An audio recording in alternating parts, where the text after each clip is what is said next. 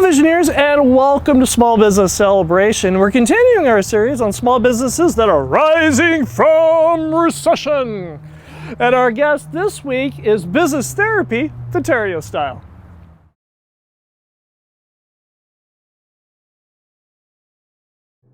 This is Small Business Celebration. Join us as we learn from successful business owners and successful business leaders about who they are, from where their business has grown, what they have learned, and where their successful business is going.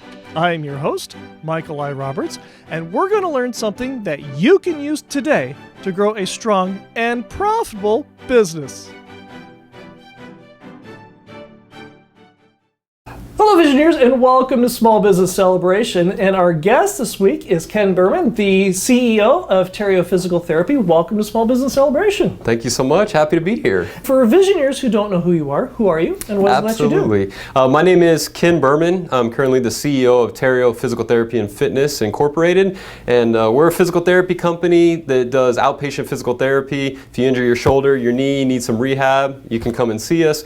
We have 14 locations spread across the Central Valley, and some people don't understand we also do contract therapy work where we have occupational therapists in the school districts and speech therapists at the hospital. We also do PT and OT services at Memorial Hospital. So we do fitness training, Pilates, all sorts of stuff. You name it in the physical therapy world, the therapy world, or fitness world, and we do it.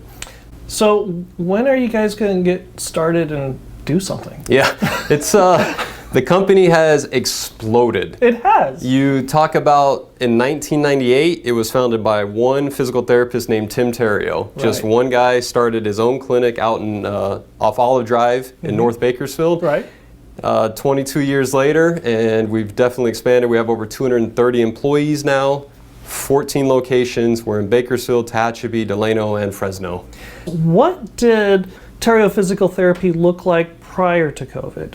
Sure, absolutely. So we were pedal to the metal, growing like crazy. Right. 2016, 17, 18, 19 were all just boom, boom, boom. Great years. Right. We were expanding services, hiring more therapists than we've ever had. I mean, I think we were up to like 85 therapists, which is a lot for this city, because that's one of our biggest challenges actually, is recruiting therapists to Bakersfield, because there's no therapy school locally. Right.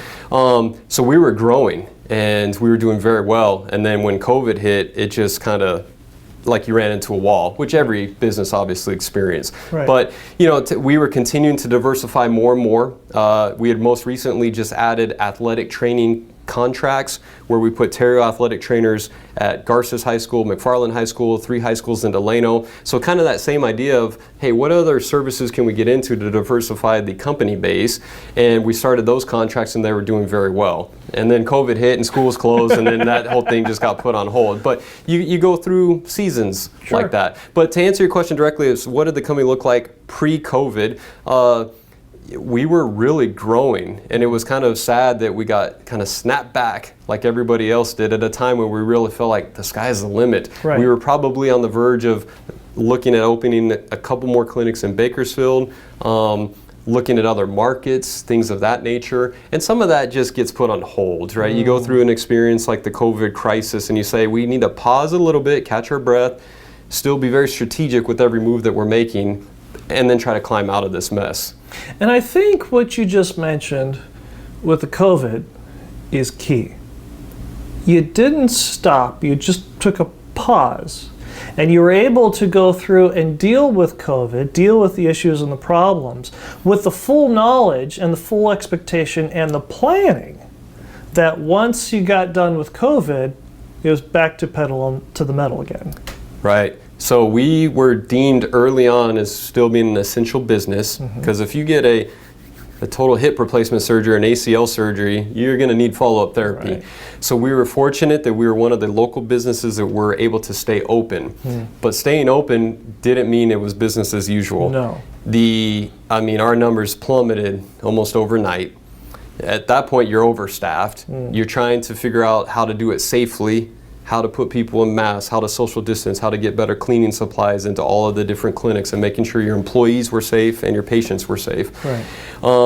And it just was this very, very challenging moment where you're trying to navigate information overload. Right. And that's what I was sharing with you earlier, is the thing that I always remember about the COVID crisis more than anything else was the speed at which it developed. Right. It went from being something that we didn't have to worry about, that you kind of heard in the news, but it's not really a problem, to suddenly it was here, and then you're reading reports that the governor is going to shut down the state. Right. And you thought, I don't even comprehend what that means. Right. I mean, literally none of us even knew what a lockdown was Right. prior to going through this. So you're trying to navigate that at such speed and say, how do you keep the business open? How do you keep it solvent? How do you keep it functioning? And again, a lot of our contracts really helped us during that time, because while our outpatient clinics were seeing this massive decline, some of our contracted work, like in the hospital, was still doing halfway decent, as the hospital needed almost more staff. So it's just this kind of ebb and flow that we were navigating during that time. But now we're starting to come out of this recession. And there is a willingness to want to put the pedal back to the metal again, release the pause button and go full tilt. What is Terrio Physical Therapy doing to not sink the ship while at the same time expanding with this growing economy? Yeah, that is an excellent question, because that temptation is very real. So for us as a business, we kind of look like the stock market. In March and April, things just tanked. Plummet. Our numbers just fell off a cliff. Right. And then every month after that, May, June, July, almost every week, we got a little better, all the way through September. And September of 2020 was the first time since COVID hit that our company actually saw more patients in the same month previous year. Wow. So we saw more patients in September 2020 than September 19. So we've recovered the full way. Right. The problem with that is now you're saying, okay, so now are we just going all in? But you live in a different world now. Right. You have to be more mindful. We can't pack quite as many patients into a clinic as we would otherwise, because at this point you're limited just in space of saying, but we need our tables to be socially distanced. Right. So patients are all on top of each other. You have new challenges where you're trying to say, we got nailed for 6 months with cash flow issues. Now cash is coming back in, and do you want to invest that cash into further growth? Do you want to sit tighter on that cash to build up a reserve in case there's a second pullback? So we've kind of taken the position that we're being a little more conservative right now. I don't think we're going to open 2 or 3 clinics overnight. We're going to make sure that we do have a healthy reserve so that we can handle any type of little subtle pullback. God willing, there won't be one, Right. but we should prepare as if there is going to be one. With that preparation is you're putting money away, but at the same time it sounds like you still have somewhat of a growth mindset. You're still planning for the future. What is the future look like in the next 2 to 3 to 5 years? Right. So locally, I can tell you that the Central Valley, specifically Bakersfield, our population's booming. Right. We read it all the time that people are leaving California, but a lot of people from LA and the metropolitan, they're moving to Bakersfield because our housing's so affordable. Right. So our local economy, I think, is on the verge of just booming. With that, though, comes the fact that we are very underrepresented from a healthcare perspective. You go talk to any of the hospital CEOs, they'll tell you we need more physicians, we need more nurses, we need more physical therapists, occupational therapists, speech therapists, just down the line. We need more healthcare professionals. Right. So we have this idea that if we can continue to recruit physical therapists, occupational therapists, speech therapists to Bakersfield, I think the demand is there. So we will open clinics as we have the staff to be able to keep up with it. And I think that we're on the verge of probably being able to at least keep up with the growth and the demand that we're going to see over the next few years. If visionaries wanted to find out more about you and Terrio Physical Therapy, how do they do that? Absolutely. So they can call us anytime, 661-377-1700. What was that number? 661-377-1700. And that's to schedule an appointment, to talk to me, to talk to anybody within the company. Call that number. We'll get you where you need to go. Our website, of course, is a great resource. It's www.myterrio.com. That's myterrio.com.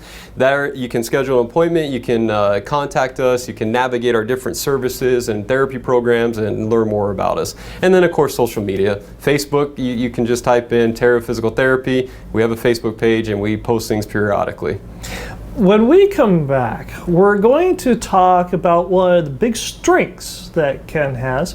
And also, if you enjoy Small Business Celebration, make sure you go ahead and like, subscribe, and notify, and tell a friend. Domino Plastics is committed to opening up Kern County and beyond. As a trusted domestic custom plastic fabricator for over 47 years, Domino Plastics has sanitized and retooled their plant to produce PPE barriers for your business. Need a custom contact barrier? How about a face shield that is California Prop 65 compliant? Domino Plastics offers multiple style face shields that support a variety of industry needs like medical, retail, and everyday private use. Safely open up your business by going to dominoplastics.com/COVID or reach out to them at 661-396-3744. That's Domino Plastics at dominoplastics.com/COVID or call them at 661-396-3744. We're here with Ken Beurmann, the CEO of Terrio Physical Therapy, and our Visioneer question is, Visioneer John asks, I'm getting to the point where I'm looking for someone to shoulder more of the day-to-day operations of my business so I can focus on the broader vision of the company.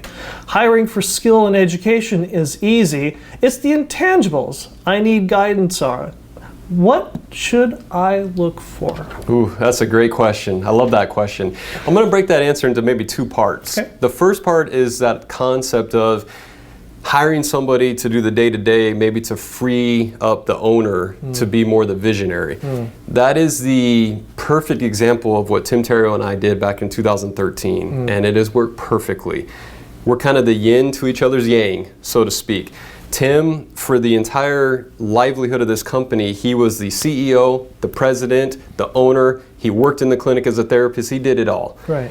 And finally, one day, I think he came to the realization that the company has outgrown just him. And at that point in his career, he knew he needed to step out of the day-to-day and hand the keys of the car to a CEO to come in and run the business. Right. And I was fortunate enough that was me.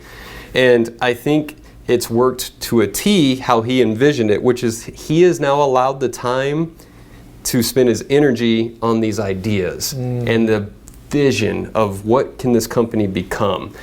And then he comes to me as the CEO and he'll run maybe 5 ideas past me. And they might not all be great. Right. And sometimes I have to tell him, hey, I've done the cost benefit analysis of this proposal, right, and we probably shouldn't do this idea. But this idea is perfect, and let's put our resources behind that idea. Right. So I'd encourage this person that asked this question, John, I believe his name was, if he's thinking about that, if he can afford to take that small hit, I think it will pay dividends in the long run, because he will be freed up to really brainstorm the big picture stuff while he has a reliable individual that runs the day-to-day and make sure that the things are going well. So I encourage that. Sure. The second part of that question was around this idea that he can hire skill or find skill, that's no problem, but what should he really look for, those intangibles in this candidate? Right. I am a huge believer that above anything else, if I'm looking to hire a quality person, I'm looking right for ambition. I want an ambitious person. This sounds like it comes from personal experience. It does. I just think... Well, first of all, tell us what happened, because this is a great story. Tell us what happened. You want me to talk through my age and schooling, Michael? No, I want you to tell a story about when Tim hired you and the stack of paper. Okay, so when I graduated from USC, right, I knew I was going to come back to Bakersfield. I wanted to marry my wife and live here. Right. And I sent out my resume to all these contacts I had made, and Tim Terrio was one of the contacts. So he brought me in, and I sat down with him, and my whole interview, he said, Ken, I feel like Bakersfield is pretty well taken care of. We have, 7 or 8 clinics here. We have this market captured. Right. I want to know how we should expand to other markets and how you would do that. And I didn't answer on the spot. I told him, give me the weekend. It was a Friday. Right. And that weekend I went home and I basically worked on a second thesis paper. And I drafted up an expansion plan that was about that thick. And I went in Monday morning and I dropped it on his desk and I said, here's how it expand to other markets. And he hired me. And from there, the rest is kind of history. But that's ambition right there. It is. And it's also forethought and planning. Right. You can't teach somebody work ethic, I don't believe. And so how do you interview for that, though? Because that's the other question I get. Well, how in an hour interview can I read if somebody has ambition? And I have an answer for that. I will ask some people that I've interviewed in the past. I'll ask a question that says, hey, tell me about a personal dream of yours, Michael, and then tell me what are you currently doing or have done to accomplish it. Right.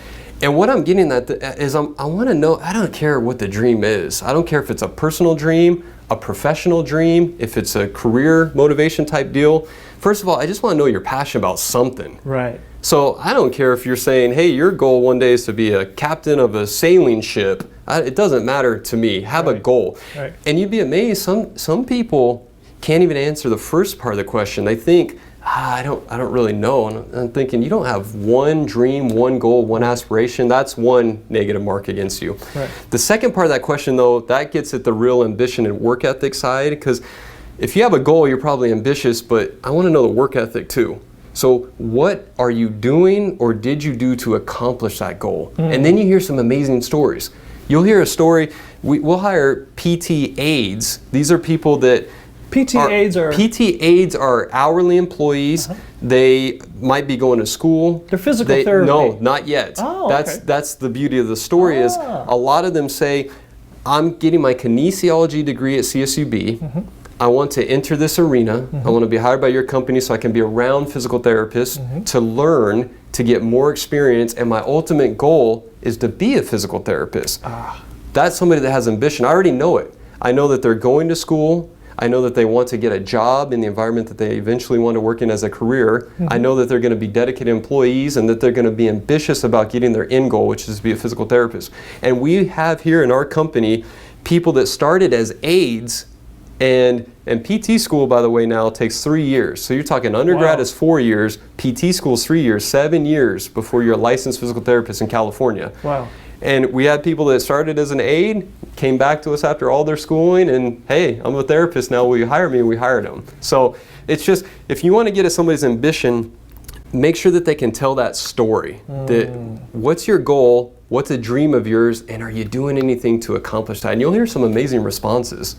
One of the other things that you also pointed out, which is very key, is it doesn't matter what that ambition is, what that dream is, or what that goal is. Tell us a little bit about why that is so important, even if it's a vision or a dream that is completely unrelated to your business. I'll absolutely tell you why, and this is a passion of mine. Okay. I strongly believe that if I'm a good manager and a good leader, I can hire anybody into my industry and teach you what you need to know for the industry. Now there's exceptions, right? I can't just go hire somebody that's not a physical therapist to be a physical therapist, or I can't hire a doctor to be a surgeon unless you're a doctor, right? But in general, for most of the positions we're talking about, I think that I can hire somebody that might not have experience in my industry, and if I'm a good mentor, a good leader, a good manager, I'm going to teach you what you need to know for the industry. But I can't teach you how to be a strong worker. I can't teach you how to be an ethical worker. I can't teach you how to be ambitious. Those are things that come from within. So I don't really care as much about what's your job history as I do about your goals, your ambition, your work ethic, things of those intangibles that John talked about in his question. That's what I'm really looking for in a candidate. And me personally, I'm a perfect example of that. And this is why I'm passionate about it. Because when I was first working at Terrio, this was after grad school, after USC, I got taken out to lunch by the CEO of Goodwill Industries of South Central California, the local Goodwill company. And at that time I was only 23 years old, had very little real world experience, had no experience in the nonprofit sector, which is what Goodwill is, had no experience in the retail sales sector, which is what Goodwill is, and had no experience in donated goods, which is what Goodwill is. But that CEO, Cheryl Chalupa, she saw something in me. She thought, I have to be ambitious, is what she kind of concluded. She saw some work ethic. She saw some other things that she liked, and she thought, I can teach Ken how to manage in a nonprofit environment. I can teach him how to learn about KPIs, key performance indicators that are specific to retail and donated goods. Right. And the rest will come together. And so she took a chance and hired me as a 23-year-old, no experience in those markets, to be the COO of Goodwill Industries South Central California. Fast forward 3 years later, Tim Terrio comes back to me and says, I'm ready to step out of that day-to-day role and hand the keys to you. And it was the exact same thing. Right. I'm not a physical therapist. Right. I don't have background in medicine or healthcare, but I could learn the industry if you take the time to teach me. And that's how I feel when I hire others. I don't need to hire people that work specifically in the healthcare industry. When I was at Goodwill, I didn't need to hire people that were in the nonprofit industry. I'll teach you those things. I can't teach ambition, grit, work ethic, and those are the things that I'm really looking for in candidates when I interview them. You also have a very special quality that you have a tremendous gift about making sure all the little things, all the systems, all the processes, all the people, all seem just to come together and flow. This is the mark of a true leader, especially with an organization, especially in a business that you're not a physical therapist. You don't really understand that like Tim does, but you understand people and you understand systems, you understand processes. Was this a skill that came to you innately, or was this something that you had to learn the hard way? It's another great question. I've given it some thought. I think it can be a little bit of both. Mm-hmm. I think you're ahead of the game if that skill comes a little more innately. Right. I think maybe that was in me a little, but it was definitely refined over my career. Mm-hmm. My mentor when I was at Goodwill, the CEO I mentioned earlier, Cheryl Chalupa, she took some time to mentor me on that idea of you don't need to be a micromanager.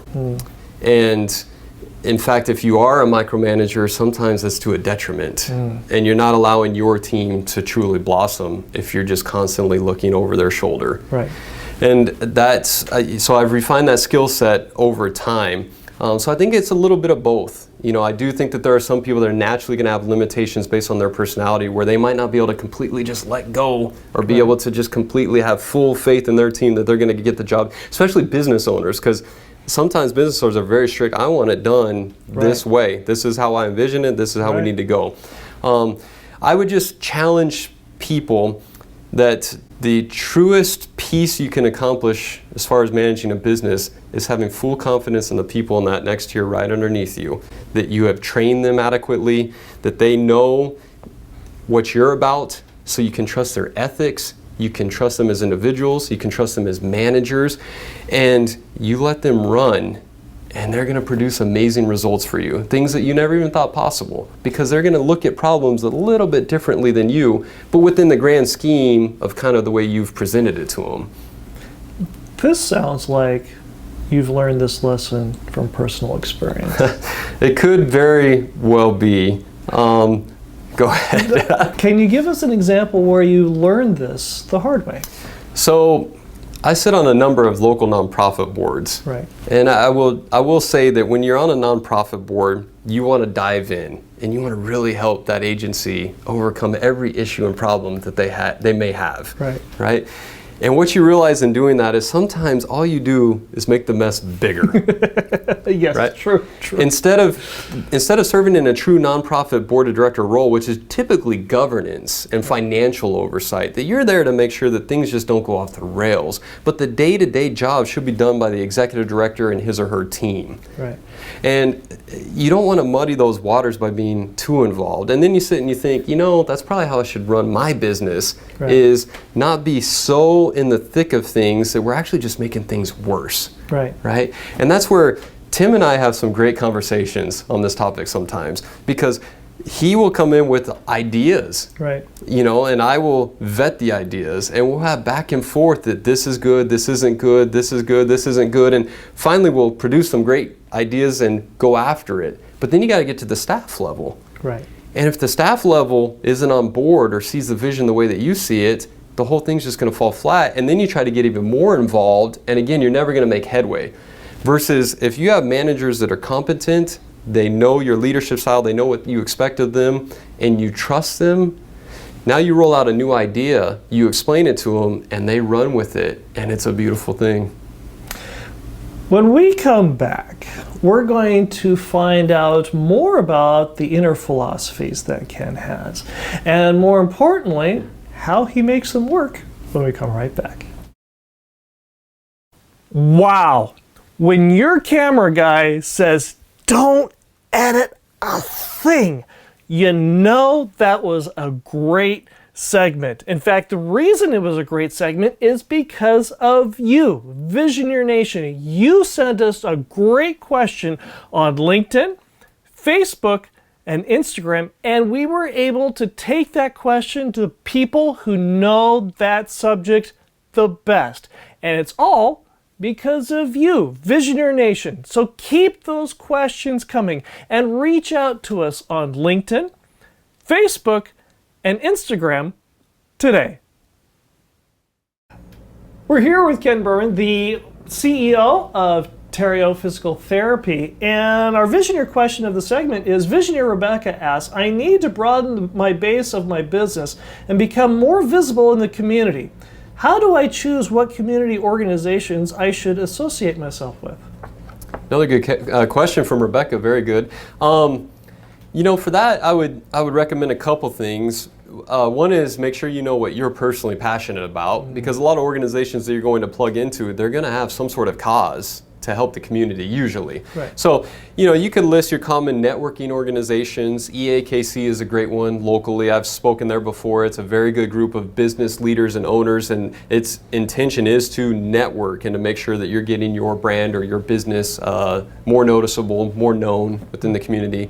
I would encourage to look into other things, though. Service clubs, maybe. Rotary is And full disclosure, he is the president of Downtown Rotary here in Bakersfield. I am. So I've been in Rotary actually 10 years, which is wow. Hard to believe. I've been in Rotary for a long time. So Rotary is an organization where, if you get right down to it, it's about networking.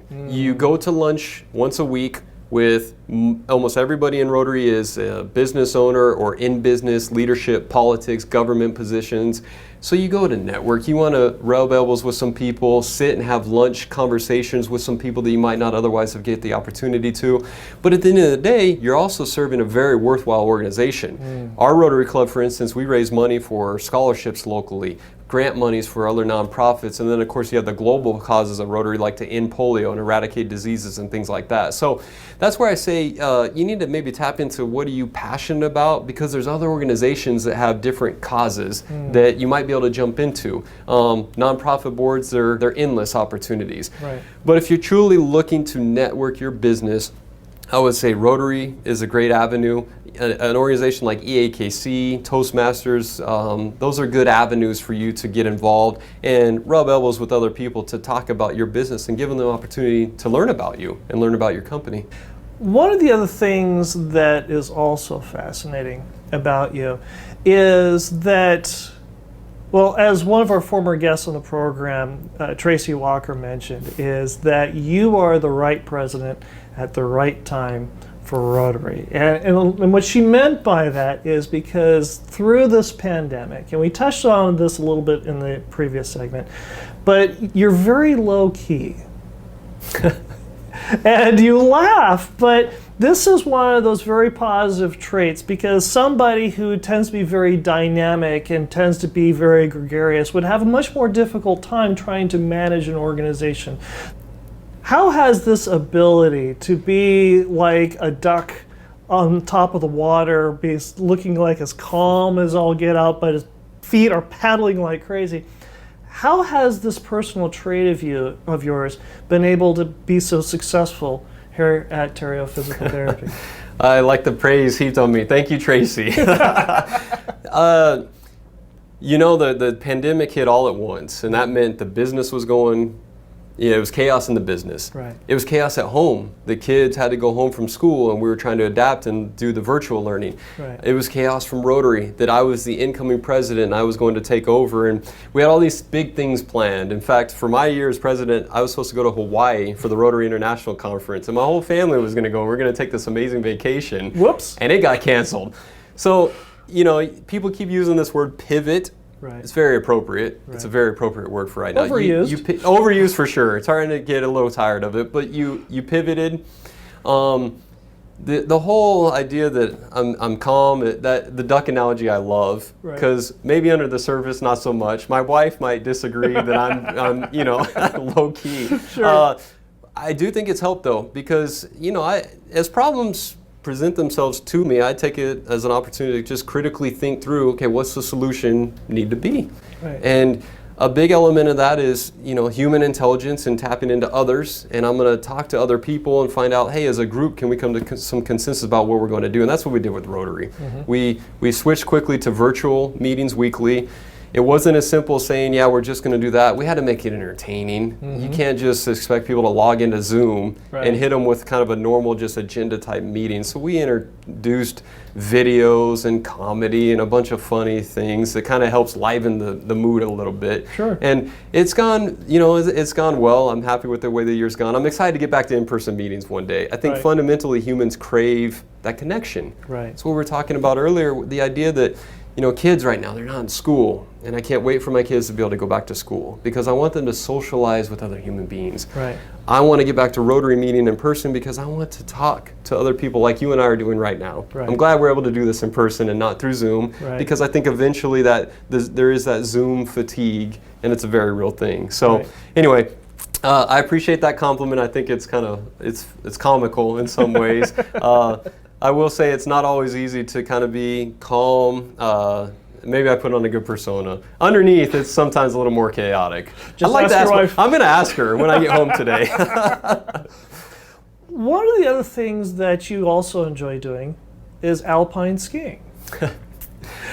And this is a very unusual sport in a lot of different ways because on the surface, alpine skiing is one of those solo sports. It's you, a pair of skis, a pair of poles, navigating a slope down a mountain. But at the same time, you typically don't ski alone. It's also one of those sports that somebody had to build the chairlift to get up there. You also can't just randomly go off into the middle of nowhere like you do cross-country skiing. First of all, why do you enjoy alpine skiing? Michael has done his research very good. So I grew up going to Tahoe every year with my family. We would take a week of vacation. So I learned how to ski when I was 2. And, like anything in life, every year, if you keep doing it, you get a little better, a little better, a little better. Well, then it comes down to challenging yourself. And now, can I go on the bigger chairlift? Can I go down the black diamond? Can I go down the double black diamond? Right. So how did I get into it? It's because of my parents. Since then, though, my wife has learned how to ski. We've taught our kids how to ski. We like to go skiing as a family vacation. It's a fun activity. I love the sport because of what you talked about earlier. When you're going down a mountain, you do feel just alone. You go to the top of the chairlift and you put your skis over the edge and you look down. There's only one way to get down, and that's you. Right. You can't just hold on to somebody else. So it's a challenge. It's energizing for me, and I like to go fast. So that's the part. I don't typically ski alone because if I do take a bad crash, I want some others there to help me put myself back together again. Sure. It takes 2 to navigate a gurney. It does. A gurney. Yes, very good. I love it.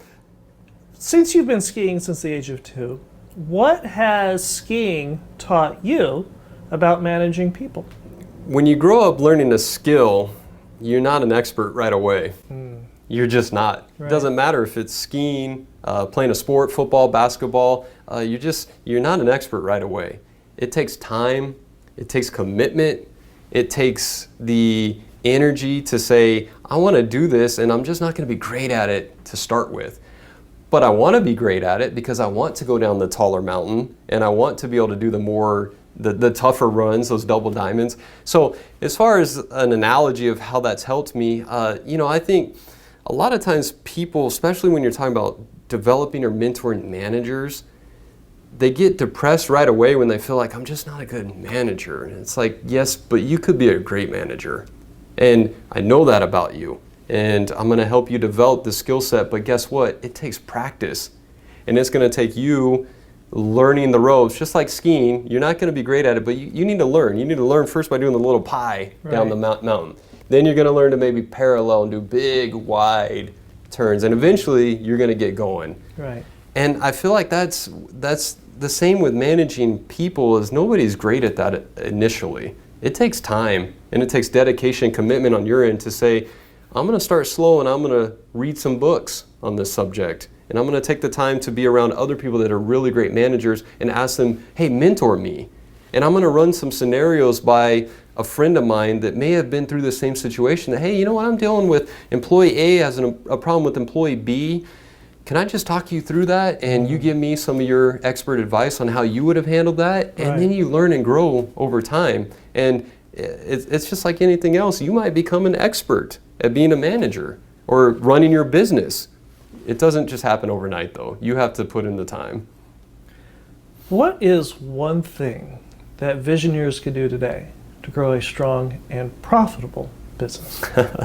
What's one piece of advice I could give an owner or a manager to really help their business accelerate and take off is this concept of a shared vision. And I'll explain that to you. Okay. I think that a lot of business owners, entrepreneurs, leaders, managers, they think that they have this vision statement for the company, and just because you wrote it down on a piece of paper, now all of your employees are in it to win it, and they're going to follow that vision. Right. The most perfect example I've ever seen, and it's a very key difference between a vision and a shared vision. What is that? You have to have a shared vision within your company. You have to know that you have a vision, and that's great, but the other employees share in that vision. And if they do, and it truly is a shared vision, you're going to have people that are willing to go to bat for you under any circumstance. If they don't, if you think you have this perfect vision within your organization and you think, oh yeah, all these people are just going to follow me just because we have a vision statement, they're going to quit and they're going to give up on you. So my one advice is have a shared vision. You need to be about something. Your company needs to stand for something bigger than just yourself, and get buy-in from your employees. Let them be a part of that process and let them share in that vision. If visionaries wanted to find out more about you and Terrio Physical Therapy, how do they do that? Absolutely. So they can call us anytime, 661-377-1700. What was that number? 661-377-1700. And that's to schedule an appointment, to talk to me, to talk to anybody within the company. Call that number. We'll get you where you need to go. Our website, of course, is a great resource. It's www.myterrio.com. That's myterrio.com. There you can schedule an appointment. You can contact us. You can navigate our different services and therapy programs and learn more about us. And then, of course, social media. Facebook, you can just type in Terrio Physical Therapy. We have a Facebook page and we post things periodically. Ken, this has been a real treat. Thank you very much for being on Small Business Celebration. And this really was a treat. Thank you. I've enjoyed it. Thank you so much for having me. Domino Plastics is committed to opening up Kern County and beyond. As a trusted domestic custom plastic fabricator for over 47 years, Domino Plastics has sanitized and retooled their plant to produce PPE barriers for your business. Need a custom contact barrier? How about a face shield that is California Prop 65 compliant? Domino Plastics offers multiple style face shields that support a variety of industry needs like medical, retail, and everyday private use. Safely open up your business by going to dominoplastics.com/COVID or reach out to them at 661-396-3744. That's Domino Plastics at dominoplastics.com/COVID or call them at 661-396-3744.